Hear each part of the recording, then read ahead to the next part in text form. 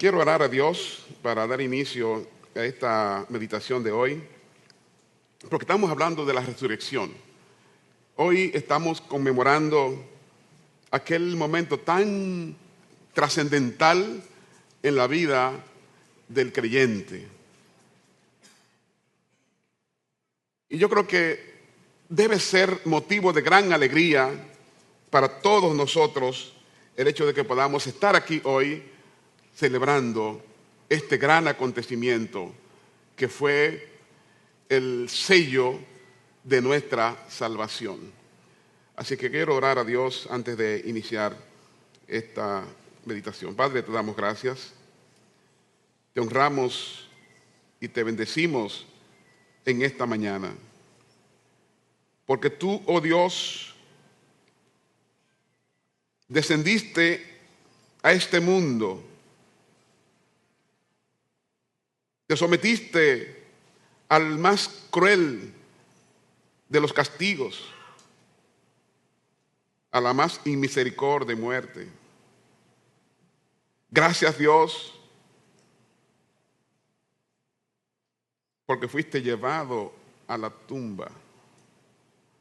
Pero gracias, Dios, porque te levantaste y te veremos. Gracias, Padre, porque voluntariamente lo hiciste. Lo hiciste porque quisiste, por amor a nosotros.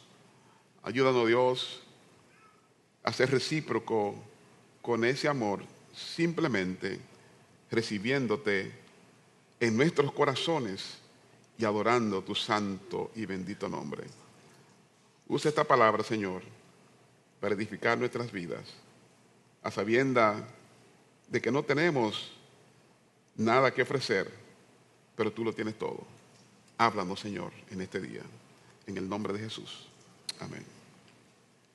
San Mateo capítulo 28, los versos del 1 al 10.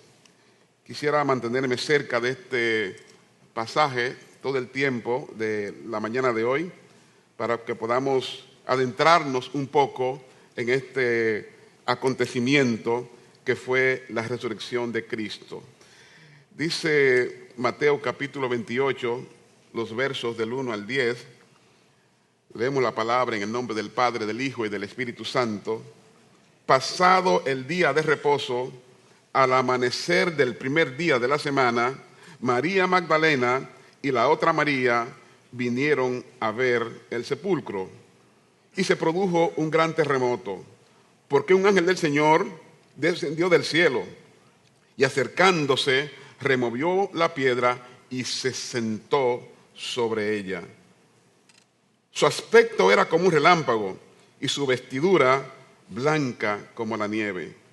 Y de miedo a él los guardias temblaron y se quedaron como muertos.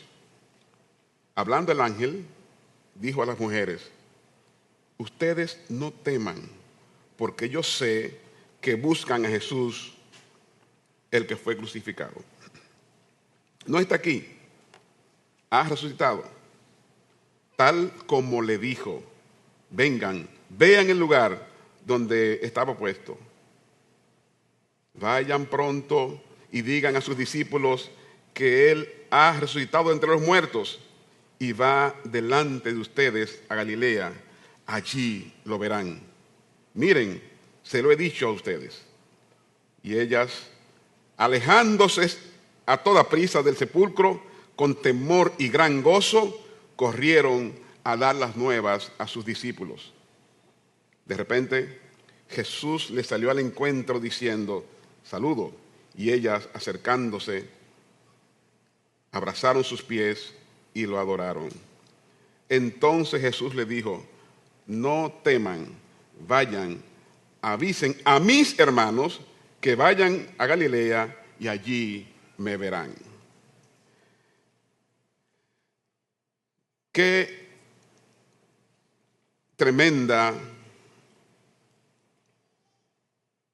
palabra de Jesús. Qué tremenda declaración de Jesús. Qué tremendo mandato de Jesús. Vayan a Galilea y allí me verán.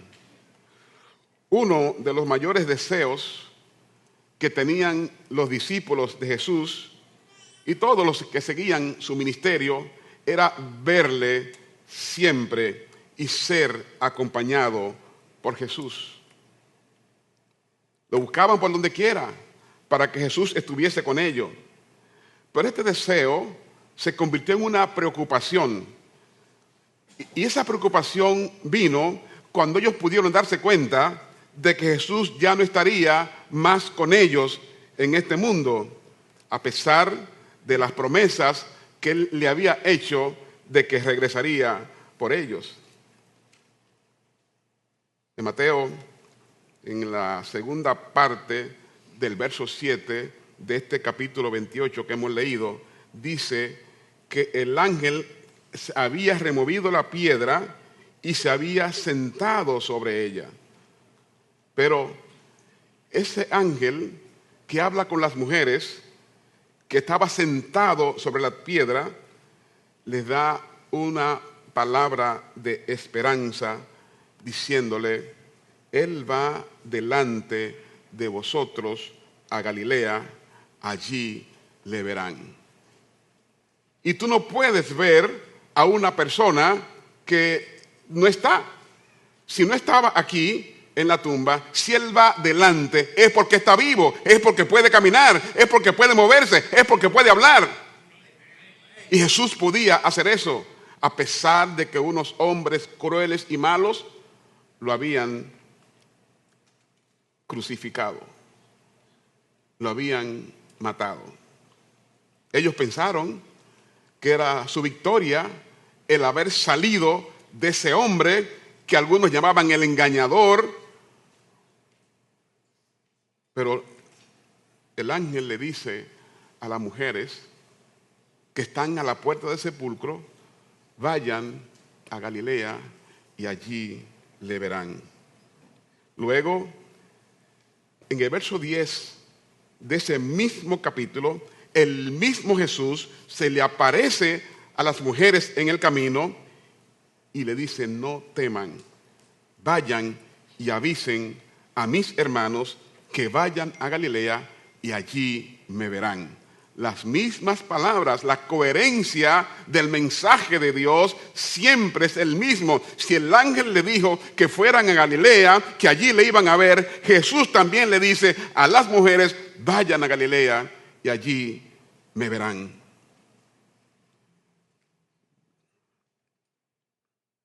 Si alguna esperanza motivadora debiera rodear la vida de fe y devoción de todo creyente, es la certeza que Él nos dio de que un día le veremos. Y más inspirador aún es que reinaremos para siempre con Él. Creo que no oyeron eso. No oyeron eso. Si no oyeron eso, entonces vamos a ir a 2 Corintios capítulo 2, versos 11 y 12. Dice 2 Corintios en la carta que Pablo escribe a ellos: palabra fiel es esta, que si morimos con Él, también viviremos con Él. Y si perseveramos, también reinaremos con Él. Alabado sea el nombre de Dios. Dos cosas aquí: si morimos con Él, también reinaremos con Él. Este mundo es un sepulcro y hay mucha gente que anda por las calles creyendo que están vivos y están muertos. Solamente aquellos que abrazan el Evangelio y ese sacrificio de Cristo y esa resurrección viven para siempre. Pero dice en la última parte del verso 12 de 2 Corintios capítulo 2, que si le negamos, Él también nos negará. ¿Y cómo negamos a Jesús? Si no aceptamos su sacrificio en nuestro corazón y no seguimos sus principios, no seguimos sus ordenanzas, entonces estamos negando a Jesús. Pero gracias damos a Dios porque las personas que están aquí en esta mañana han decidido aceptar el sacrificio de Cristo. Y si alguna persona hoy está aquí y no lo ha hecho, de seguro que lo hará, porque no quiere verse en ese momento culminante cuando Jesús diga: no te conozco. Ciertamente el beneficio de la gracia salvadora implica un precio que Cristo pagó. Él lo pagó, Él cargó con todos nuestros pecados, pero nosotros debiéramos unirnos a Él, recibiéndole en nuestros corazones. Eso significa que el mundo nos va a despreciar, el mundo nos va a odiar, pero no importa. Lo que importa es que Cristo es nuestra salvación y que solo a Él debemos seguir y solo a Él debemos adorar. En una cita, viendo un material de Matthew Henry, él dice que aquí vemos la causa real y la verdadera causa del sufrimiento del apóstol a causa del Evangelio. Dice: si estamos muertos para este mundo, sus placeres, ganancias, honores, estaremos siempre con Cristo en un mundo mejor. Nosotros nos aferramos a un mundo paralelo y muy efímero, de placeres, de ganancias, de honores, de beneficios personales. Eso significa entonces que no hemos muerto a este mundo, sino que vivimos para nosotros y no para Cristo. Pero lo que hemos decidido vivir para Cristo, hemos renunciado a todas esas cosas para agradar a aquel que se entregó por nosotros. El primer día de la semana, Dios ordenó que la luz brillara en las tinieblas. Ese día brilló de las tinieblas del sepulcro aquel que es la luz del mundo. Ese día es un día en que el mundo cristiano reconoce como el día del Señor, porque es el primer día de la semana, es la primicia que estamos dando hoy precisamente, es el primer día de la semana. Y hoy estamos dando la primicia a aquel que se levantó de la tumba un día como hoy. Por eso quisiera que en esta mañana nosotros nos concentráramos en lo que fue ese momento de la resurrección de Cristo. Y si dudamos de lo que Jesús es respecto a la luz de nuestra vida, vamos a ver lo que Juan dice del mismo Jesús cuando habló diciendo en el verso 12, Jesús les habló otra vez diciendo, escuchen esto: yo soy la luz del mundo, y el que me sigue no andará en tinieblas, sino que tendrá la luz de la vida. De modo que si Dios permitió o preparó para que ese primer día de la semana, la luz brillara en aquel lugar, ¿por qué nosotros hoy no nos apropiamos enteramente de esa luz que es Jesucristo? La resurrección de Cristo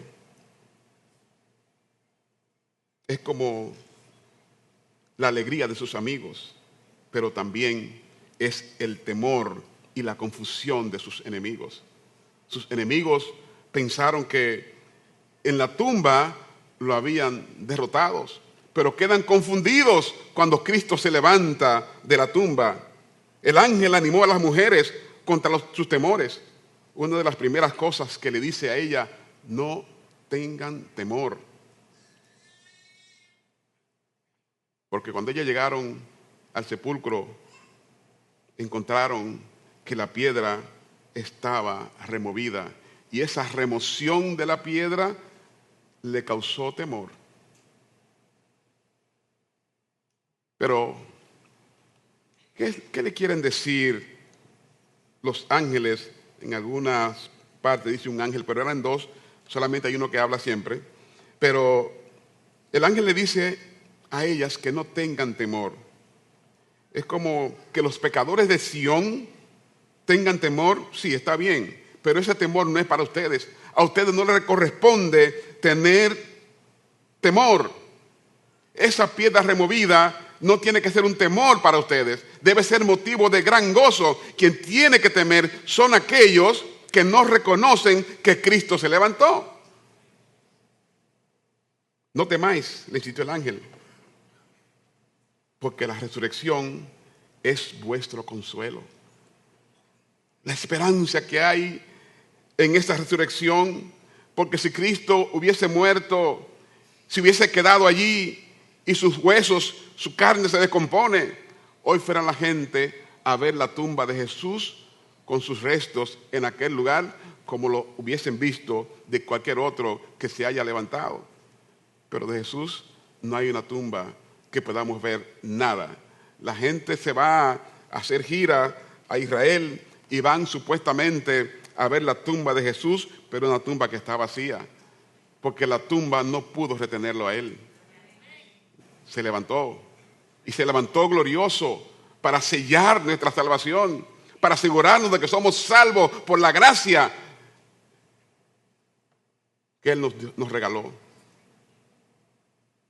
Entonces, no había que estar tristes, porque Cristo se había levantado. En relación a esto, mirando un comentario de John MacArthur del Evangelio de Lucas, hablando de la resurrección, dice él que la resurrección del Señor Jesucristo es el acontecimiento más importante de la historia. Una cosa, central en el plan de Dios. Segunda cosa, y fundamento del Evangelio. Y yo decía, ¿por qué? Si yo hubiese sido que escribo eso, hubiese dicho, es el acontecimiento más importante en la historia de la humanidad. Pero ¿sabe por qué lo entendí ahí? Porque Él no se va a la humanidad, porque la resurrección de Cristo es mucho más que la naturaleza de los humanos. La resurrección de Cristo tiene una trascendencia espiritual que va más allá de los humanos. Tiene una victoria universal. Es una victoria espiritual. Y nosotros tenemos que entender la dimensión espiritual que tiene esa resurrección. No solamente que Él se levantó, ¿para qué se levantó? ¿A quién venció al levantarse de la tumba? A las huestes del mal, que van más allá de la naturaleza humana.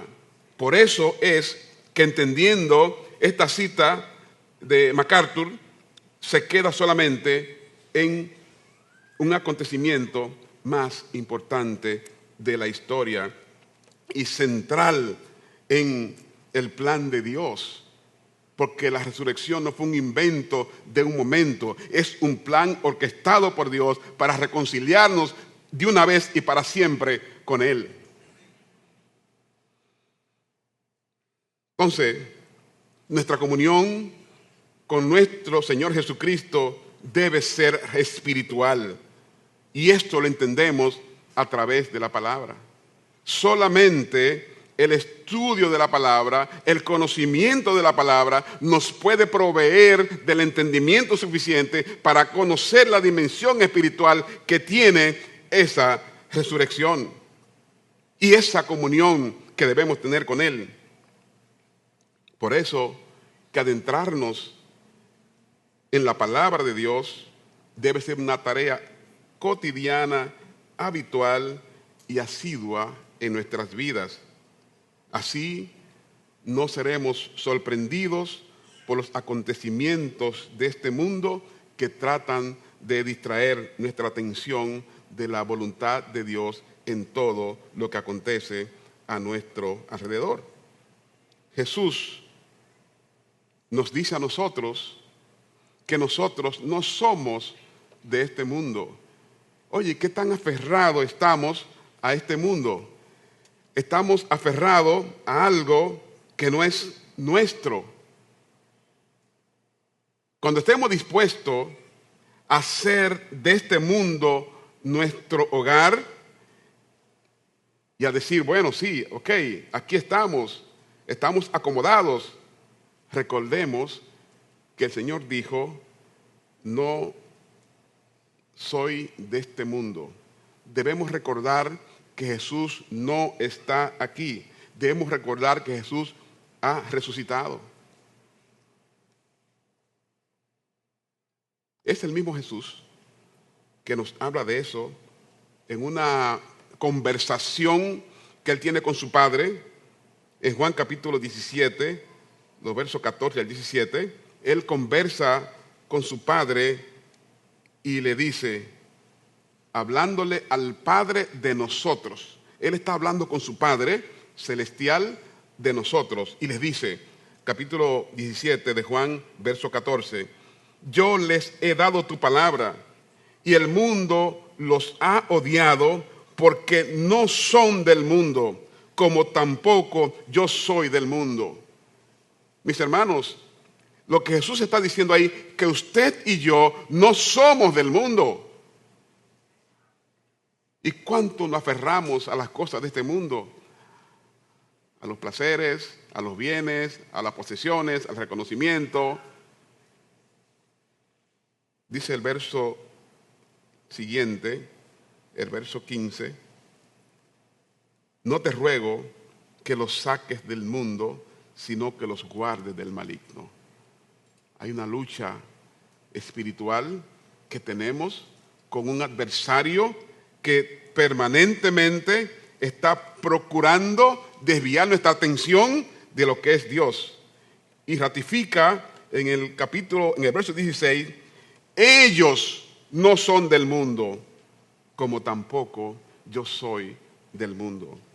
En estos días hemos visto que hay una inquietud en el mundo por el tema de la movilización humana de un lado para otro. Hoy ninguna nación ya quiere tener a otro extranjero. Bueno, pero eso a nosotros no nos debe preocupar, porque nosotros no somos de este mundo. Y si nos desprecian, no somos del mundo. El mundo nuestro, la vida nuestra está diseñada para estar eternamente con el Señor en el reino de los cielos. Entonces, ¿por qué nos preocupa tanto las cosas de este mundo? Las posesiones, el reconocimiento, el goce que ofrece el mundo. Ellos no son del mundo. ¿Y sabe a quién se estaba refiriendo Jesús cuando hablaba así? A ustedes, a nosotros. Hoy mismo Jesús está a la diestra de Dios abogando por usted y por mí. No quiero que los saques del mundo, pero sí que los guarde del maligno, porque Él conoce de la lucha que tenemos. Pero ¿cómo podemos avanzar en esta lucha? Manteniendo nuestra fe inquebrantable en el Señor.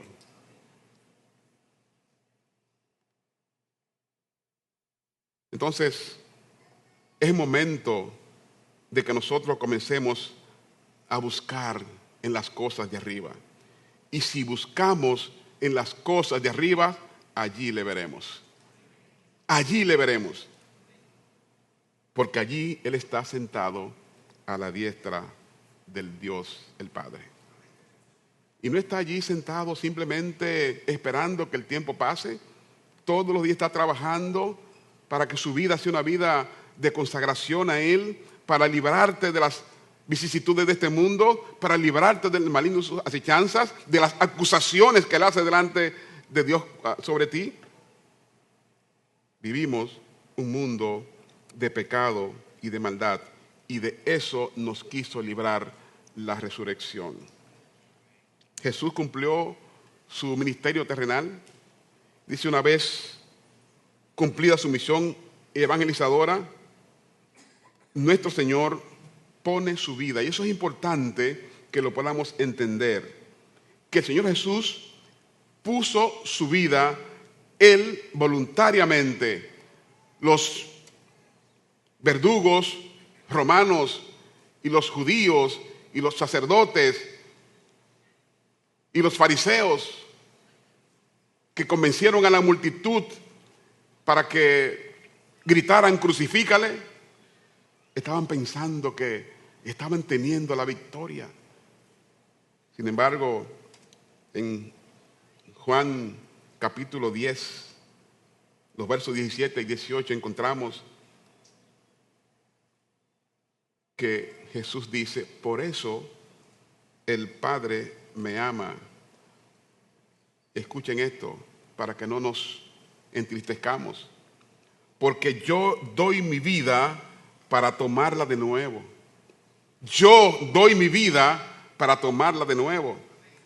De modo que los guardias romanos solamente fueron un simple instrumento para que se cumpliera el plan de Dios, porque dice el verso 18: nadie me la quita, sino que yo la doy de mi propia voluntad.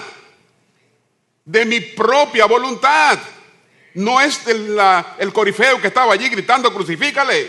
No era de Pilato, no era de los sacerdotes, no era de los romanos. Yo la doy de mi propia voluntad. Y sigue diciendo: tengo autoridad para darla y tengo autoridad para tomarla de nuevo. Y eso que tengo autoridad para tomarla de nuevo fue lo que ocurrió en la resurrección. Él la entregó y Él la tomó y se levantó. Y este mandamiento lo recibí de mi Padre. Es importante establecer que Jesús dejó plenamente claro que Él se entregó por su propia voluntad. Y se entregó sabiendo que su cuerpo iba a ser sometido al más cruel de los sacrificios, que iba a ser azotado, que iba a ser golpeado, que iba a ser crucificado, que iba a ser muerto, que iba a ir a la tumba, pero que también iba a ser levantado al tercer día. Hoy es el tercer día cuando Cristo se levantó. Este primer día de la semana, Él dejó allí enterrado todos los pecados con lo que Él subió a la cruz. Los suyos y los míos quedaron allí por su gracia, porque Él quiso, por su voluntad. Nadie lo hizo excepto los instrumentos que Dios utilizó para guiarlo a cumplir esta misión. Pero no se quedó allí. Al tercer día, Él se levantó glorioso, vestido de majestad, con todo poder y autoridad, y la autoridad del cielo. Un poco ahora, avanzando en el texto que hemos leído, encontramos en el primer verso de este capítulo 28, que dice que pasado el día de reposo, 28 de Mateo capítulo, verso 1, pasado el día de reposo, al amanecer del primer día de la semana, María Magdalena y la otra María vinieron al sepulcro. El primer día de la semana es el día después del día de reposo. El día de reposo es el sábado. El sábado para los judíos, y aquí para los adventistas comienza el día viernes, cuando se echa el sol, y termina el sábado, cuando el sol se acuesta. En la antigüedad era una costumbre preparar los cuerpos para dilatar su proceso de descomposición. Los egipcios, especialmente los faraones, le tenían reservada una preparación especial. Ellos momificaban a los faraones. Es porque era un proceso muy costoso.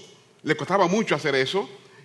Por lo tanto, esa preparación de momificación, que el cuerpo del faraón se conservaba casi intacto por muchos años,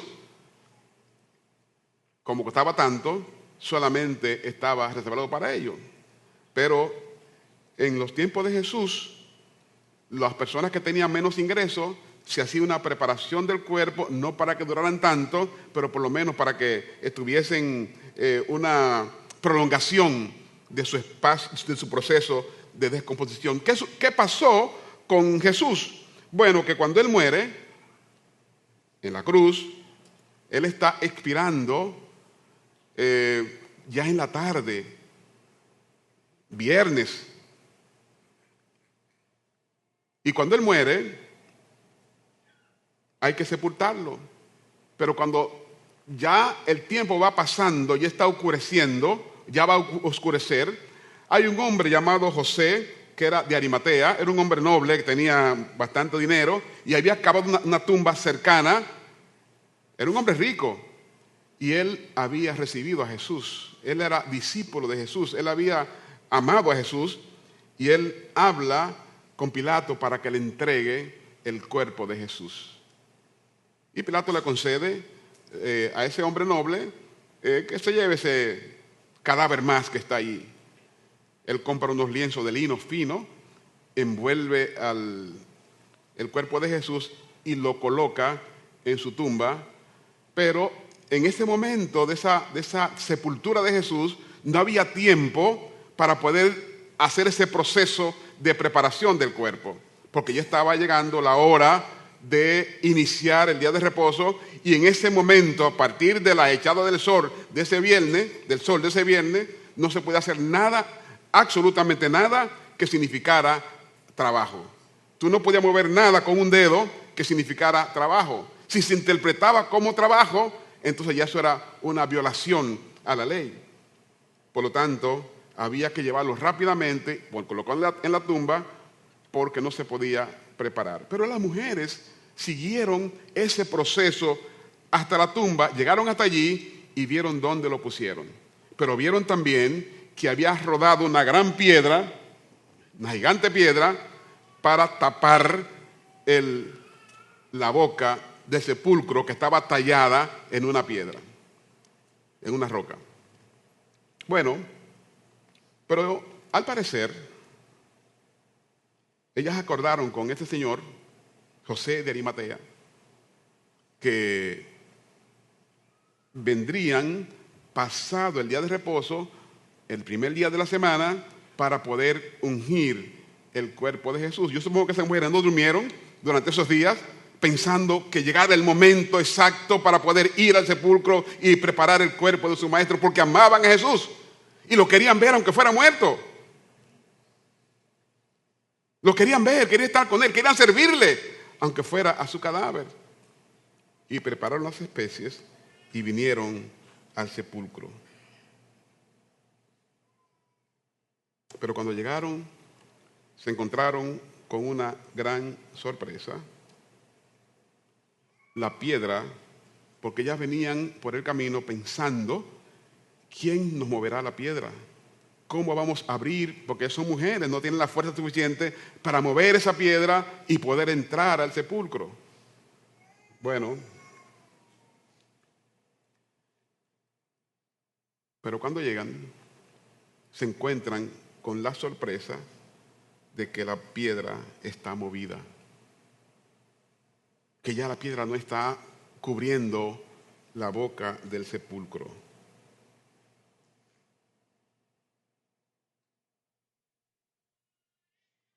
Yo quiero volver otra vez al momento en que este hombre adquirió este lienzo, adquirió este espacio y que solicitó el cuerpo de Jesús. En Marcos capítulo 15, verso 46 dice, hablando de José, dice, quien compró un lienzo de lino y bajando el cuerpo de la cruz lo envolvió en ese lienzo de lino y lo puso en un sepulcro que había excavado en la roca e hizo rodar una piedra a la entrada. Está claro que nadie podía entrar allí, pero ahora no solo por eso, sino porque los judíos fueron donde Pilato a decirle, mira, ese hombre que era un engañador había dicho, y eso es importante que ustedes lo tomen en cuenta, que él se iba a levantar al tercer día. Es posible que sus discípulos vengan y se lo roben y digan que él resucitó. Y Pilato le dice, Mateo capítulo 27, verso 65, Pilato le dijo, una guardia tienen, vayan, asegúrenlo, porque ustedes saben, o como ustedes saben. Y luego le dice, y fueron ellos y aseguraron el sepulcro, y además de ponerle la guardia, sellaron la piedra. Sellaron la piedra significa que un sello real fue puesto en esa piedra para que se viera cualquier violación. Cuando usted manda una carta, hay un sello que se le pone para que nadie pueda violar eso. De modo que esa piedra estaba sellada, de modo que si cualquiera violaba esa piedra, se podía ver que alguien la tocó. Pero no solamente eso, sino que pusieron unos guardias ahí para evitar que cualquiera pudiese venir y moverla. Bueno, pues las mujeres se encontraron esas dos enormes sorpresas. Primero, que la piedra estaba removida. Y segundo, que Jesús no estaba allí. El hecho de encontrar vacía la tumba y que eso fuera una preocupación para ellas, nos hace preguntarnos algo que nosotros hoy debemos preguntarnos a nosotros mismos. ¿Cuántas veces Jesús le había dicho, yo voy a ser crucificado, voy a ser maltratado, voy a ser muerto, voy a ser sepultado, pero al tercer día me voy a levantar? Lo dijo en muchas ocasiones, se le dijo a sus discípulos por separado, lo dijo en multitudes en predicación. ¿Será que ellas no entendieron lo que Jesús le había dicho? No solamente ella, también los discípulos. ¿Será que ella no le creyeron? Si estudiamos la palabra, nosotros entendemos la palabra. Si le pedimos al Señor que nos revele su palabra, Él nos va a revelar su palabra. Y vamos a entender lo que Él nos quiere decir. Pero muchos de sus discípulos y de los que andaban con Él en ese momento no entendieron lo que estaba pasando porque estaban enfocados en un reino terrenal, en alguien que vendría a restaurar el reino de Israel. Hay dos de sus discípulos que iban camino a Emaús, una aldea que estaba como a 12 kilómetros de Jerusalén. Iban caminando, hablando de eso, y Jesús se le aparece. Y ellos dicen, bueno, Él le pregunta, ¿de qué están hablando ustedes? El único que no sabe de lo que estamos hablando, de lo que ha pasado aquí eres tú. A Jesús le dicen ellos eso porque ellos no lo reconocían. Y dicen ellos, y eso me llamó la atención, y Él decía que se iba a levantar y que esperábamos que Él iba a restaurar el reino de Israel y ahora lo han sepultado. Aunque hay unas mujeres que dicen que Él resucitó. O sea, ni siquiera le estaban dando crédito a las mujeres o al mensaje de Jesús. Jesús se le había dicho muchísimas veces, pero ellos tampoco le creyeron. En una ocasión, Mateo capítulo 20, versos 18 y 19, dice que cuando Jesús iba subiendo a Jerusalén, tomó aparte a los 12 discípulos y por el camino les dijo, ahora subimos a Jerusalén y el Hijo del Hombre será entregado a los principales sacerdotes y escribas y lo condenarán a muerte. Y lo entregarán a los gentiles para burlarse de él. Lo azotarán y lo crucificarán. Pero al tercer día resucitará.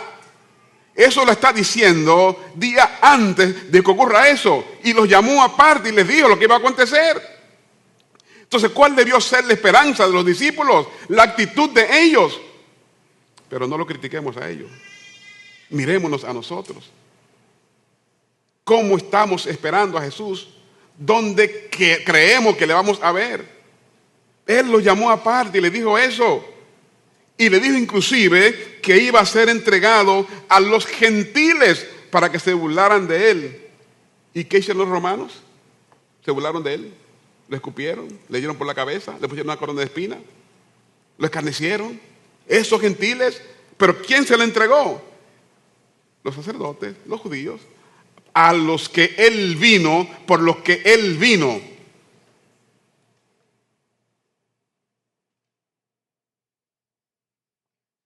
Es por eso que en este proceso de la resurrección tienen que acontecer algunas cosas extraordinarias, cosas que la gente no esperaba que se produjera. Dice el verso 2 de este capítulo 28, y se produjo un gran terremoto, porque un ángel del Señor descendió del cielo y acercándose removió la piedra y se sentó sobre ella. Entonces, es extraordinario que un terremoto ocurriese en este momento. La tierra no puede sostenerse ante la presencia de Dios. Y quien estaba llegando allí era un ángel del Señor, enviado por el Padre para sacar a su hijo de allí de esa tumba. Removió la piedra y se sentó sobre ella. No tiene poder. Esa piedra no tiene poder para tapar el hueco de donde está el maestro. Él tiene que salir de allí. Dice el Salmo 114, verso 7, tiembla la tierra, tiembla, oh tierra, ante la presencia del Señor, ante la presencia del Dios de Jacob. Por eso se produjo ese gran terremoto, porque ahí estaba la misma presencia de Dios. El Hijo de Dios estaba allí. Tenía que suceder algo extraordinario. Pero acuérdense que frente a la tumba que estaba sellada, habían unos guardias que Pilato lo había entregado para que fueran a custodiar la tumba. Y dice que ante la presencia de los ángeles de Dios, esos guardias cayeron como muertos. Tuvieron temor y cayeron como muertos. Son ellos los que tenían que temer, no las mujeres que vinieron.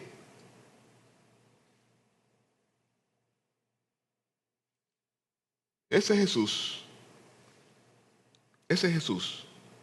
que está siendo levantado de la tumba es el mismo Jesús que unas horas antes estaba exclamando allí en la cruz, Elí, Elí, lama sabactani. ¿Sabe qué quiere decir eso? Dios mío, ¿por qué me ha desamparado? Wow. Mateo capítulo 27, verso 46, dice que alrededor de la hora novena, Jesús exclamó a gran voz diciendo, Elí, Elí, lama sabactani. Esto es decir, Dios mío, ¿por qué me has abandonado? Jesús sintió el abandono de Dios. ¿Y por qué Dios tuvo que esquivar la mirada de Jesús?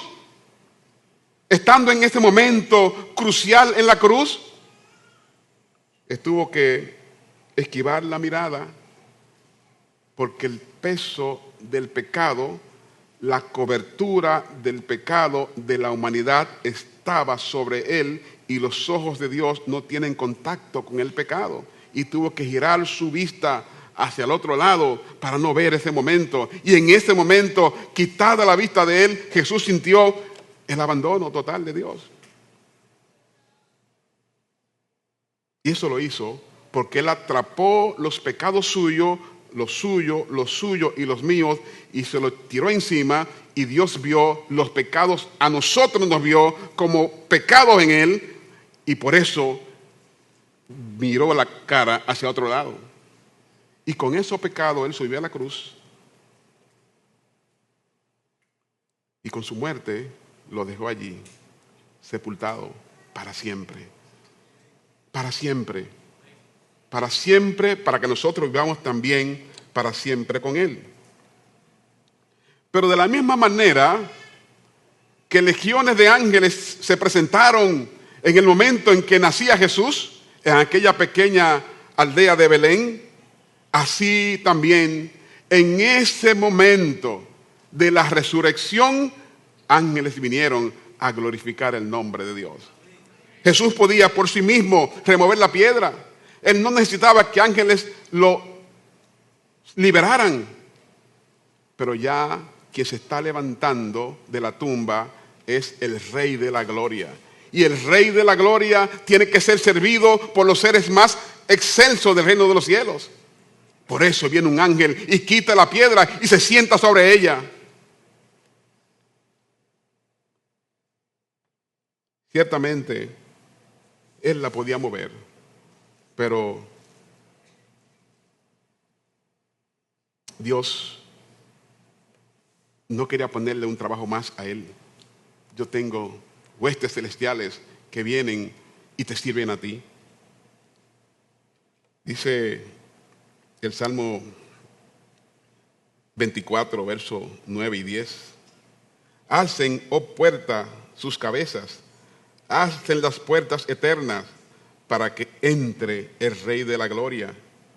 ¿Quién es este Rey de la Gloria? El Señor de los ejércitos. Él es el Rey de la Gloria. Y ese era que se estaba levantando de la tumba allí, y a ese vinieron ángeles a servirle. Pero la autoridad triunfante mostrada por los ángeles se manifiesta cuando mueven la piedra y se sientan sobre ella. La victoria estaba sellada. Esta colocación sobre la piedra es como el atalaya de la victoria sobre la muerte y la garantía de nuestra redención. Eso fue la presencia de Dios allí para decir: sobre este lugar no entra más. De aquí sale el Rey de Gloria y sella la salvación de toda la humanidad que cree en Él. Dice los versos 3 y 4 de este Mateo 28, hablando de los ángeles, dice que su aspecto era como de un relámpago y su vestidura blanca como la nieve. Y de miedo a él, los guardias temblaron y se quedaron como muertos. Los que tenían que cuidar la tumba estaban como muertos, estaban allí tirados. Sin embargo, me llama poderosamente la atención que el ángel que estaba sobre la piedra no le pone atención a esos guarditas que están tirados allí en el piso, temblando, muriéndose de miedo. A quien dirige la atención es a estas mujeres que vinieron a servir el cuerpo de su maestro. Probablemente estaban ahí porque dudaban de lo que había de acontecer, pero aunque hubiesen dudado, porque la duda es de humano, pero venían a servir al maestro. Venían a preparar el cuerpo del maestro. Venían a ponerle una condición digna a su maestro. Su aspecto, dice, de los ángeles era como un relámpago. Pero a los ángeles no les importó que esos guardias se preocuparan por eso. Estuvieran allí, tirados. Sin embargo, ellos mantienen un diálogo con las mujeres. Dice el verso 5 y 7, hablando el ángel, dijo a las mujeres: ustedes no teman, primera palabra, ustedes no teman, porque yo sé que buscan a Jesús, el que fue crucificado. Bueno, pues, dice el verso 6, no está aquí, porque ha resucitado. Tal, y este señalamiento es importante, tal como él dijo: vengan, vean el lugar donde fue puesto. Y luego le da una instrucción, verso 7, vayan pronto y digan a sus discípulos que ha resucitado de entre los muertos. Él va delante de ustedes a Galilea, allí le verán. Se lo he dicho a ustedes. Era una instrucción concluyente. Los ángeles no le ponen atención a los guardias que están temblando, desmayados, como muertos allí, sino que le ponen la atención. ¿A quién le ponen atención? A quien viene a servir a Jesús. Nosotros queremos que Dios nos ponga atención, pero servimos a otro. ¿Cómo tú puedes? Él te puede poner atención y te puede ayudar y te puede servir si quiere, pero tú no puedes reclamar de Dios atención si usted está sirviendo a otros. Y mucha gente reclama, ¿y por qué Dios permitió eso? ¿Por qué me hizo eso? ¿Y tú a quién estabas sirviendo? ¿A quién estabas sirviendo?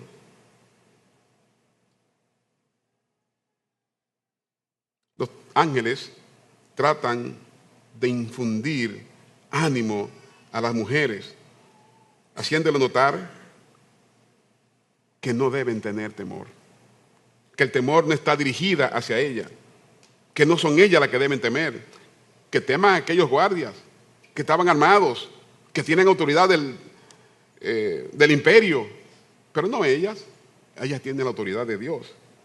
Ustedes no teman, pero más que eliminar el temor, era informarle que fortalezcan su confianza en lo que Dios le había dicho, en aquel que había sido enviado. Él le hace notar que él sabe por qué están ahí. Yo sé que ustedes vinieron aquí a buscar a Jesús, el que fue crucificado. Pero para que sepan, él no está aquí. Es más, le dice, vengan, entren y vean el lugar donde fue sepultado. Ya no está ahí. Simplemente, pero no solamente la deja en la información de que no está allí, sino que le dice, vayan ahora a Galilea, hablen con sus discípulos y díganle que vayan a Jerusalén y allí le verán. Y allí le verán. Y eso es importante, porque si él estuviese muerto, no le iban a ver en ningún otro lugar.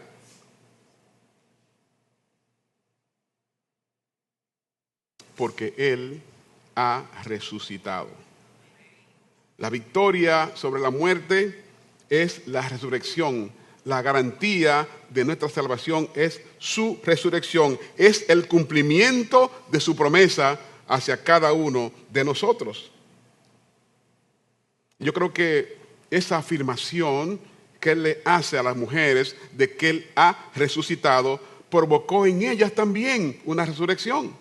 Ellas volvieron a la vida, estaban angustiadas, no pensaron lo que había de pasar.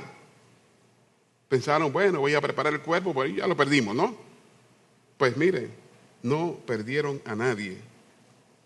También les da una dirección y le dicen, mira, él va delante de ustedes a Galilea. Se iba a encontrar con sus discípulos, allí le verán. Pero le recuerda que eso que él le está diciendo, eso que el ángel le está diciendo a las mujeres, ya Jesús se lo había dicho antes.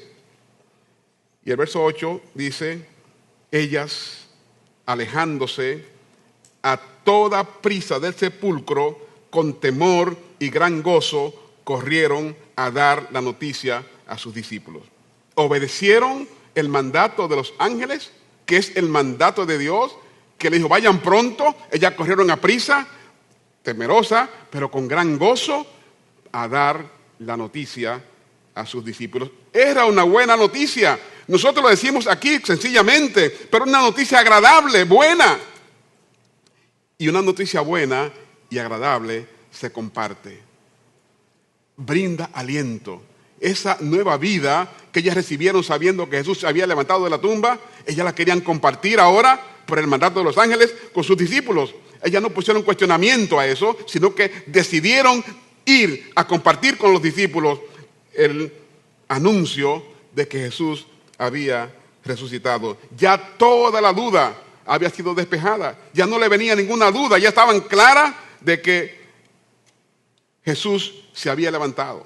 La firmeza y la seguridad con que el ángel de Dios habló con ella, le dio toda la seguridad de que Cristo había resucitado. Y quizás comenzaron a recordar aquellos momentos en que Jesús habló con ella diciéndole que él había de levantarse.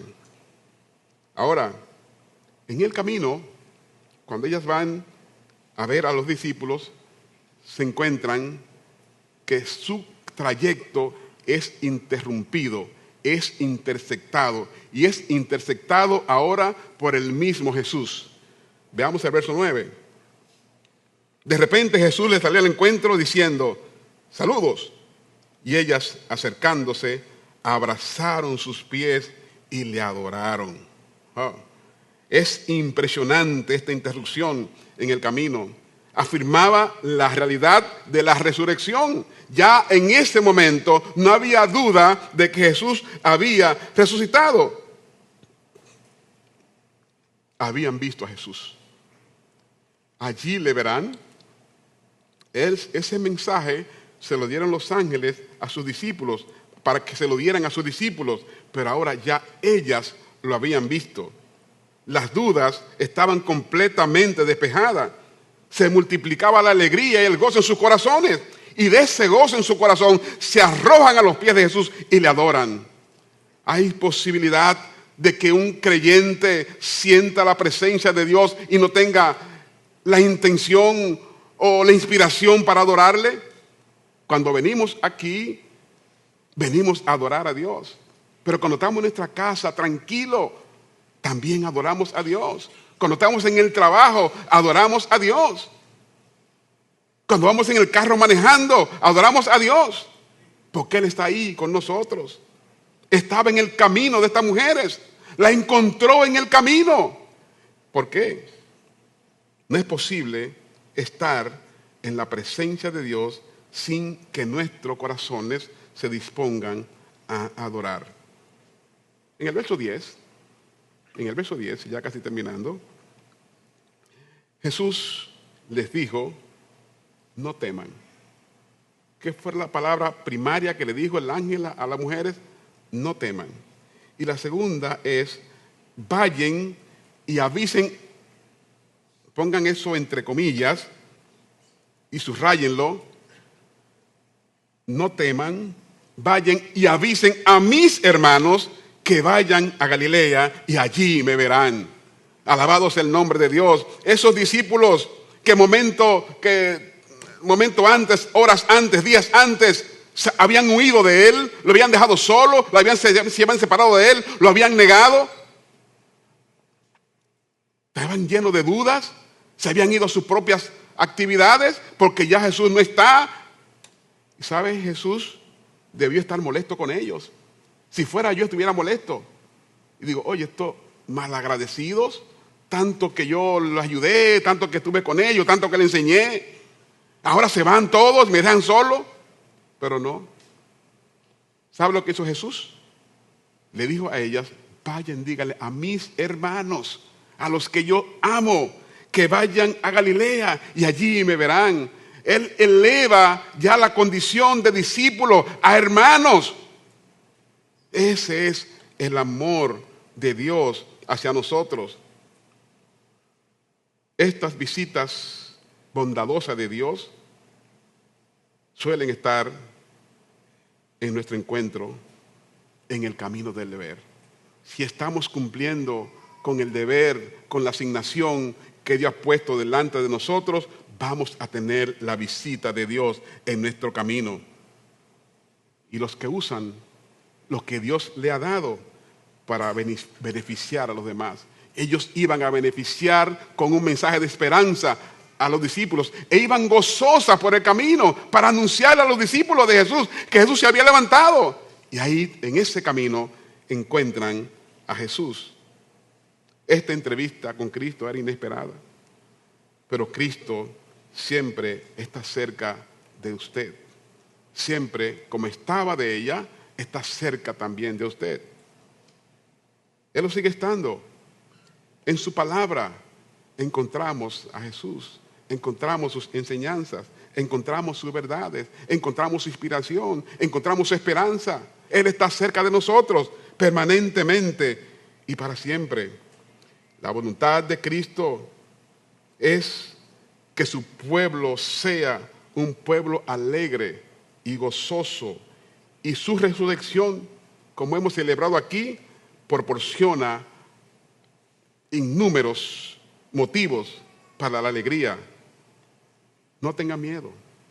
Celebremos, alegrémonos de que Cristo está con nosotros. Los discípulos que habían abandonado de manera vergonzosa a Jesús, ahora Jesús los considera sus hermanos y los llama y les dice que Él va a verlo. Que el Señor nos bendiga y bendiga sus vidas en esta mañana y ponga en nosotros el corazón ardiente de seguir a Jesús, el deseo ardiente de ver a Jesús un día. Y quiero concluir con un verso de Primera de Juan, en el capítulo 3, el verso 2.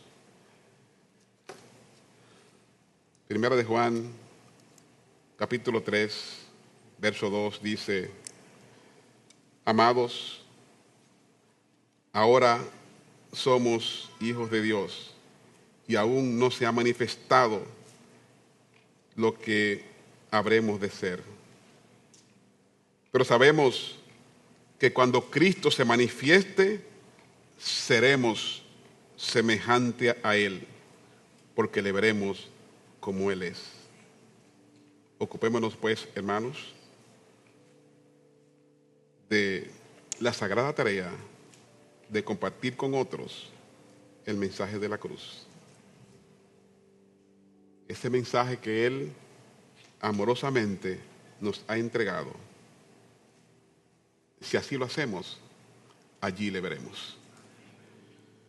Padre, te damos gracias. Gracias por tu palabra, Dios. Gracias por hablar a nuestras vidas. Gracias por estar presente en la vida de cada creyente en este lugar. Padre, si alguna persona aquí no ha tomado la decisión de entregar su vida a ti, habla tú con ellos, Señor. Enséñales tu palabra y dale la inspiración de tu Espíritu para que puedan venir a ti. Este pueblo que está aquí hoy ha venido a adorarte y esta adoración será para toda su vida. Gracias, Padre, por estar presente en nosotros. En el nombre de Jesús. Amén. Jesús ha resucitado. Alabemos su nombre en esta mañana.